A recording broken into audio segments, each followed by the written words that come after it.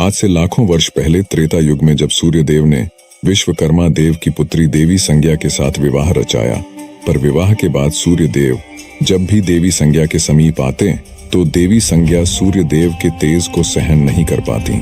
समय यूं ही बीतता गया और फिर कुछ वर्षों के बाद देवी संज्ञा ने वैवस्वत, मनु, यमराज और यमुना जैसे तेजस्वी संतानों को जन्म दिया। पर अक्सर संज्ञा सूर्यदेव के तेज से परेशान ही रहती हैं और एक दिन देवी संज्ञा ने फैसला किया कि वह सूर्य लोक से काफी दूर जाकर तपस्या कर सूर्यदेव के तेज को झेलने योग्य बनेंगी, तभी सूर्य लोक वापस लौटेंगी। पर उन्हें अपने नवजात संतानों की भी देखरेख करनी थी और साथ ही देवी संज्ञा चाहती थी कि उनके सूर्य लोक छोड़ने की बात सूर्यदेव को पता न चले। फिर देवी संज्ञा ने अपने सिद्ध से अपने ही जैसी दिखने वाली खुद की छाया प्रकट की और उनका नाम संवर्णा रखा और उन्हें सारी जिम्मेदारी सौंपकर तपस्या करने किसी अज्ञात वास पे निकल पड़ी। इसके बाद सूर्यदेव जब भी अपनी पत्नी के समीप आते तो उनके तेज से देवी संवर्णा यानी कि देवी छाया पे उनके तेज का कोई असर न होता और दोनों खुशी खुशी अपने मिलन का आनंद उठा लेते। सूर्यदेव देवी छाया को ही अपनी पत्नी संज्ञा समझते रहे और समय यूं ही बीतता चला गया। फिर धीरे धीरे वैवस्वत, मनु, यमराज और यमुना भी बड़े हो गए, जिन्हें कि सूर्यदेव ने उनके काबिलियत के अनुसार उनको अपना अपना कार्यभार सौंप दिया और खुद भी अपने कार्य में व्यस्त रहने लगे, जिससे कि देवी छाया अकेली पड़ गई। जिसके बाद देवी छाया ने महादेव की तपस्या करने का निश्चय किया और फिर महादेव की तपस्या में पूरी तरह से लिप्त हो गई। फिर यूं ही तेज धूप में तपकर भूखे रहकर तपस्या करते करते कई माह बीत गए और साथ ही देवी छाया ने तपस्या करते समय ही गर्भ धारण कर लिया था। और इसी बीच जब महादेव देवी छाया के सम्मुख प्रकट हुए और उनसे अपना वरदान मांगने को कहा, तब देवी छाया ने महादेव से अपने लिए एक असल जीवन का वरदान मांग लिया, क्योंकि वह सिर्फ देवी संज्ञा की एक छाया मात्र थीं। दरअसल देवी संज्ञा के एक अरसे से सूर्यलोक वापस न लौटने के कारण अब देवी छाया के अंदर एक असल जीवन पाने की इच्छा जागृत हो चुकी थी। फिर महादेव तथास्तु कहकर अंतर्धान हो गए। फिर कुछ महीनों बाद देवी छाया ने एक दिव्य शिशु को जन्म दिया, पर वह दिव्य शिशु कुपोषित और काले रंग का हुआ, जिसे देख देवी छाया चिंता में डूब गईं। पर कुछ समय बाद उन्होंने खुद के मन को समझा लिया। दरअसल देवी छाया के भूखे प्यासे और कड़ी धूप में तपस्या करने के कारण ही उनके शिशु का रंग काला हुआ। साथ ही इसके पीछे उनके छाया होने का भी प्रभाव उनके शिशु पे ही पड़ा और यह दिव्य काले रंग का शिशु कोई और नहीं बल्कि स्वयं शनिदेव ही थे। फिर देवी छाया शनिदेव का लालन पालन यूं ही करती रहीं और एक दिन सूर्यदेव सूर्यलोक में स्थित अपने महल अपनी पत्नी से मिलने के लिए आए, जहां उनकी पत्नी ने उन्हें पुत्र शनि से मिलवाया और पुत्र शनि को सीधे सूर्यदेव के गोद में रख दिया। पर जैसे ही सूर्यदेव की नजर पुत्र शनि पे गई, वे पूरी तरह से हैरान हो गए और क्रोधित भी। फिर पुत्र शनि को देवी छाया के गोद में वापस रखते हुए सूर्यदेव ने देवी छाया को बहुत ही धुतकारा। सूर्यदेव ने कहा कि इस शिशु में उनके कोई भी गुण मौजूद नहीं, न ही उनकी तरह तेज, न ही स्वस्थ और न ही रंग रूप, किसी भी प्रकार से ये उनका पुत्र हो ही नहीं सकता। सूर्यदेव ने पुत्र शनि को अपना पुत्र स्वीकारने से साफ मना कर दिया और गुस्से में वहां से चले गए, जिसके बाद देवी छाया अत्यंत ही निराश हो गईं। और यही वो दिन था जब शनिदेव और सूर्यदेव के बीच शत्रुता की एक बड़ी शुरुआत हो चुकी थी। सूर्यदेव ने अब अपनी पत्नी छाया से दूरी बना लिया था। फिर समय बीतने के अनुसार शनिदेव अब थोड़े बड़े हो चुके थे और अकेली पड़ चुकी छाया का एकमात्र सहारा भी बन चुके थे। शनिदेव पैदाइशी ताकतवर थे और इसका एकमात्र कारण उनके गर्भ में होने के समय देवी छाया का महादेव के लिए तपस्या करना था। तपस्या के प्रभाव के कारण ही शनिदेव पैदाइशी ताकतवर थे।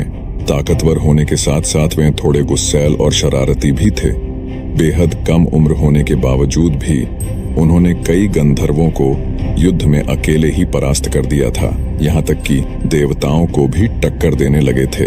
शनिदेव अपने गुस्से का प्रयोग अपनी ताकत के साथ मिलाकर किया करते और इसीलिए वे बड़े से बड़े गंधर्वों और देवताओं को अपनी ताकत का लोहा मनवा चुके थे। शनिदेव के बचपन से ही इतने कठोर बन जाने के पीछे उनके पिता सूर्यदेव के प्रति उनके मन में पल रहा क्रोध ही था और उस समय शनिदेव का एकमात्र लक्ष्य सूर्यदेव से भी ज्यादा शक्तिशाली बनकर उनके घमंड को चकनाचूर करना था। फिर समय जैसे जैसे बीतता जाता, शनिदेव के अंदर सूर्यदेव के प्रति क्रोध और घृणा की भावना उतनी ही बढ़ती जाती और इसी प्रकार शनिदेव अब युवा भी हो चुके थे। फिर देवी छाया ने शनिदेव के दिन पर दिन बढ़ते गुस्से को शांत करने के लिए उनका विवाह चित्ररथ नाम की कन्या से करवा दिया, जो कि परम तेजस्विनी और साध्वी थीं। विवाह के बाद शनिदेव सचमुच काफी शांत रहने लगे थे और एक बार जब शनिदेव अपने ध्यान मुद्रा में बैठे हुए थे, तब उनकी पत्नी चित्ररथ ने शनिदेव के सम्मुख पुत्र प्राप्ति की इच्छा व्यक्त की, जिसका शनिदेव ने कोई उत्तर नहीं दिया। तमाम बार अपनी इच्छा व्यक्त करने के बावजूद भी देवी चित्ररथ को शनिदेव की तरफ से कोई जवाब न मिला। फिर देवी चित्ररथ को शनिदेव का यह व्यवहार अपमानजनक लगा और फिर देवी चित्ररथ क्रोध में आकर शनिदेव को श्राप दे बैठी।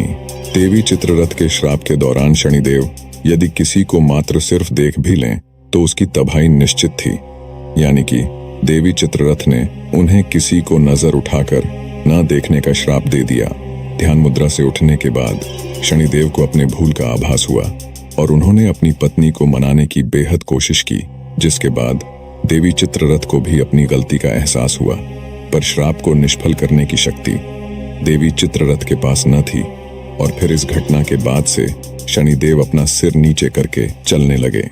फिर यह बात पूरे ब्रह्मांड में तेजी से फैल गई और यह बात असुरों के गुरु शुक्राचार्य को भी पता चली, जिसके बाद वे असुरों के सेनापति राहु के साथ शनिदेव के सम्मुख प्रकट हुए और शनिदेव के इस श्राप को अपनी शक्ति बनाकर देवताओं के खिलाफ इस्तेमाल करने की सलाह दी, जिसके बाद शनिदेव ने शुक्राचार्य को खुद के स्वार्थ के लिए दूसरों का इस्तेमाल न करने की सलाह देते हुए साफ मना कर दिया और शुक्राचार्य समेत राहु को वापस जाने की सलाह दे दी।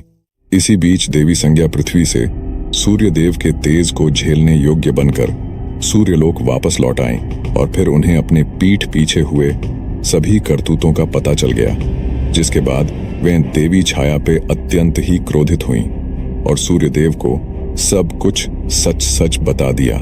जिसके बाद सूर्यदेव ने तो देवी संज्ञा के ऊपर अपना क्रोध व्यक्त किया ही, साथ ही उन्होंने देवी छाया और शनिदेव को सूर्यलोक से निष्कासित और अपमान कर बाहर निकाल दिया। जिसके बाद शनिदेव और माता छाया पृथ्वी की ओर चल पड़े और एक घने व सुंदर से वन में निवास करने लगे। वन में रहते रहते शनिदेव की मित्रता काकराज से हुई और इस बेहद खूबसूरत वन में शनिदेव माता छाया के संग खुशी खुशी रहने लगे थे। फिर समय बीतता गया और कुछ वर्षों के बाद सूर्यदेव को शनिदेव के इस निवास स्थान का पता चला, जिसके बाद वे शनिदेव के जान के दुश्मन बन बैठे और शनिदेव के निवास स्थान वाले वन में सूर्यदेव ने अपने मायावी तेज से आग लगा दी। जिसके बाद देवी छाया तो एक परछाई होने के कारण उस आग से बचकर बाहर निकल आई, लेकिन शनिदेव उस मायावी आग के चपेट में पूरी तरह से फंस चुके थे और फिर देवी छाया मदद की गुहार लगाने लगी। फिर अचानक काकराज ने वन के ऊपर से आकर शनिदेव को अपने पंजों में जकड़कर काफी दूर अपने काकलोक ले गए और फिर काकलोक में आने के बाद काकराज ने शनिदेव को अपनी माता से मिलवाया और काकराज की माता ने शनिदेव को काकलोक में ही रहने की विनती की, जिस पे शनिदेव ने भी सहमति जताई। काकराज की माता ने शनिदेव को अपने पुत्र की तरह लाड़ प्यार से रखा। फिर यूं ही समय बीतता गया और एक दिन यह बात इंद्रदेव को पता चली, जिसके बाद शनिदेव और काकराज की अनुपस्थिति में इंद्रदेव ने काकलोक पे हमला कर दिया, जिसके फलस्वरूप तमाम काक समेत काकराज की माता की मृत्यु हो गई। और फिर जब यह बात शनिदेव और काकराज को पता चली तो वे अत्यंत ही क्रोधित हो उठे और शनिदेव आग बबूला होते हुए अपनी ताकत को जगाते हुए उस ताकत का कुछ हिस्सा काकराज पे समाहित कर उन पे सवार होकर स्वर्गलोक की तरफ प्रस्थान कर बैठे और यहाँ स्वर्गलोक पे इंद्रदेव समेत सभी देवता नृत्य और सोमरस का आनंद उठा ही रहे थे कि तभी उन्हें दूर से बेहद जोरदार गर्जना भरता हुआ तीव्र गति से सामने आता हुआ काल के समान काक और उस पे सवार शनि नजर आया, जिन्हें देख स्वर्गलोक में भगदड़ मच गई और देवता युद्ध के लिए अस्त्र शस्त्र लिए तैयार हो गए। लेकिन शनिदेव स्वर्ग पे कदम रखते ही अपने तिरछी नजर से देवताओं को तो पहले शक्तिहीन बना दिया, फिर अपने आंखों की तेज रोशनी से उन पे प्रहार कर उन्हें फर्श पे पटक दिया। इंद्रदेव समेत सभी देवता शनिदेव के सामने इतने कमजोर हो चुके थे कि वे अपने अस्त्र शस्त्र को भी उठा पाने में असमर्थ थे। फिर शनिदेव ने देवताओं के ही अस्त्र शस्त्र से उन्हीं को बुरी तरह से घायल करना शुरू कर दिया। जिसके बाद सभी देवताओं को स्वर्ग से किसी भी तरह अंतर्धान होकर भागना पड़ा। इंद्रदेव समेत सभी देवताओं ने शनिदेव के भय से कहीं दूर जाकर सूर्यदेव को याद किया और सभी सूर्यदेव से शनिदेव को जलाकर भस्म कर देने की विनती करने लगे। जिसके बाद स्वर्गलोक में सूर्यदेव का आगमन हुआ और सूर्यदेव ने शनिदेव को यह सब रोकने का आदेश दिया, जिसपे शनिदेव ने साफ इनकार कर दिया। फिर सूर्यदेव ने शनिदेव के ऊपर अपने मायावी घातक किरणों से प्रहार कर दिया, जिसे कि शनिदेव ने बीच में ही अपने आंखों की भयंकर ऊर्जा से तबाह कर दिया और साथ ही सूर्यदेव के ऊपर अपनी कुदृष्टि भी डाल दी, जिससे कि सूर्यदेव बिल्कुल ठंडे और काले पड़ गए, जिसके फलस्वरूप पूरे आकाश गंगा की रोशनी विलुप्त हो गई और हर जगह सिर्फ अंधेरा ही अंधेरा छा गया। जिसके बाद सूर्यदेव को भी स्वर्ग छोड़कर भागना पड़ा। फिर सभी देवता अपने बचे खुचे शक्तियों का इस्तेमाल कर किसी भी प्रकार पृथ्वी में स्थित कैलाश पहुंचे और महादेव के सम्मुख सारी बात बताकर रो पड़े। जिसके बाद महादेव ने तो सबसे पहले सभी देवताओं को उनके करतूतों के लिए फटकार लगाई और फिर स्वर्ग समेत देवताओं की शक्तियों को वापस दिलाने का भी भरोसा दिलाया। फिर महादेव ने अपने कुछ शिवगणों की टुकड़ियों को देवताओं के साथ स्वर्गलोक रवाना किया। जिसके बाद स्वर्गलोक पहुंचते ही देवताओं ने शनिदेव को युद्ध के लिए ललकारा। जिसके बाद शनिदेव युद्ध के लिए देवताओं और शिवगणों के आगे उपस्थित हुए और फिर शिवगण समेत सभी देवता एक साथ मिलकर शनिदेव के ऊपर टूट पड़े। जिसके बाद शनिदेव शिवगणों और देवताओं के प्रहार से बचते हुए काकराज के ऊपर जा बैठे और अपने कुदृष्टि का प्रयोग करके उन्होंने सबसे पहले तो शिवगणों को शक्तिहीन और सुस्त बना दिया, जिससे कि वे जमीन पे गिर पड़े।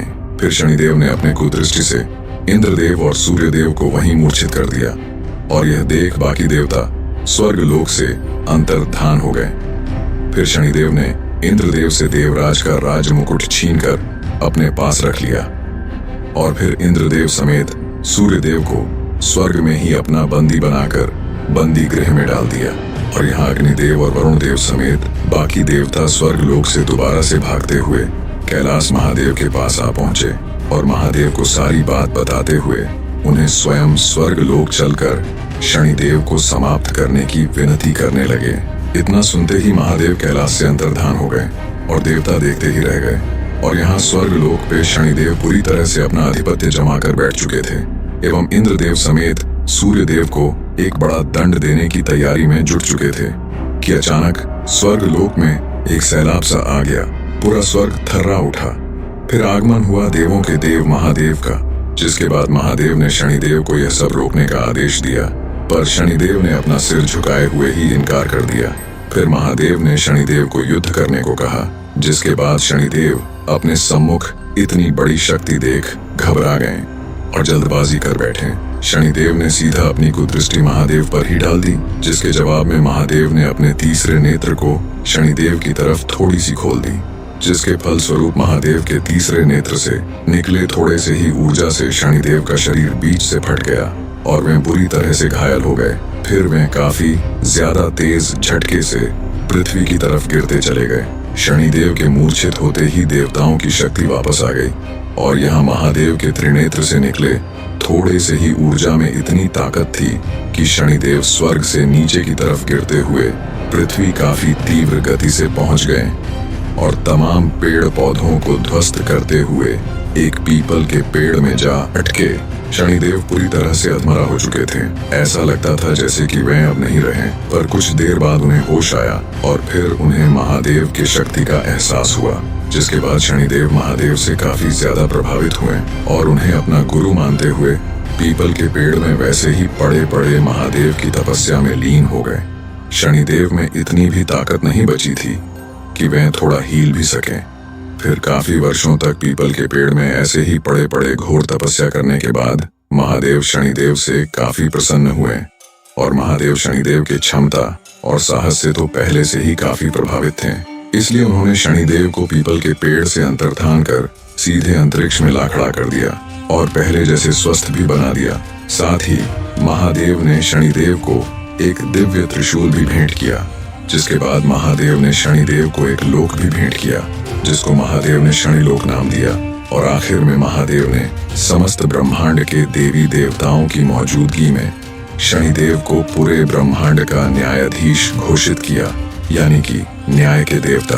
और यह देख सूर्यदेव समेत सभी देवताओं को शनिदेव के साथ किए गए क्रूरता को लेकर अपनी गलती का एहसास हुआ। फिर अपनी गलती का पश्चाताप करने के लिए सूर्यदेव पृथ्वी जाकर देवी छाया को सूर्यलोक वापस लेकर आए और खुशी खुशी रहने लगे।